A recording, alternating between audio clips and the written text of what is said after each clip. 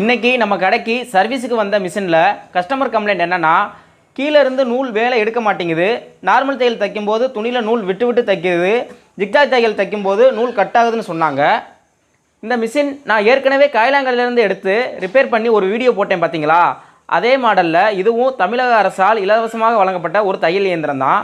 அப்படி இந்த மிஷினில் என்னென்ன தைக்கலாம்னு வீடியோவை கடைசி வரை பாருங்கள். இந்த மிஷினில் ஸ்டோன் வச்சு தச்சிருப்பாங்க போல், நீடில் ஸ்டோன் மேலே பட்டு அலைன்மெண்ட்லாம் மாறி இருக்குது. நம்ம வழக்கம் போல் மிஷினில் உள்ள ஸ்பேர் பார்ட்ஸ் எல்லாம் தனித்தனியாக பிரித்து எடுத்து உள்ளே எங்கேயுமே லூப்ரிகேஷன் இல்லாதனால ஆயில் விட்டுக்கிட்டேன். பிறகு மிஷினில் உள்ள அலைன்மெண்ட்லாம் சரி செஞ்ச பிறகு மிஷினை பழையபடி ரெடி பண்ணுறேன். இப்போ மிஷினில் நூலை கோர்த்து கீழே உள்ள நூலை மேலே எடுக்கிறேன். நூல் ஒரே அட்டம்ப்டில் மேலே வருது. துணியில் நார்மல் தையல் தைச்சு பார்க்குறேன். நார்மல் தையலும் ஒரே சீராக விட்டு விட்டு தைக்காமல் கரெக்டாக தைக்குது. இந்த லிவரை அட்ஜஸ்ட் பண்ணி பார்க்குறேன். துணியில் ஜிக்ஜாக் தையல் இப்போ நூல் கட்டாகாமல் கண்டினியூஸாக தைக்குது.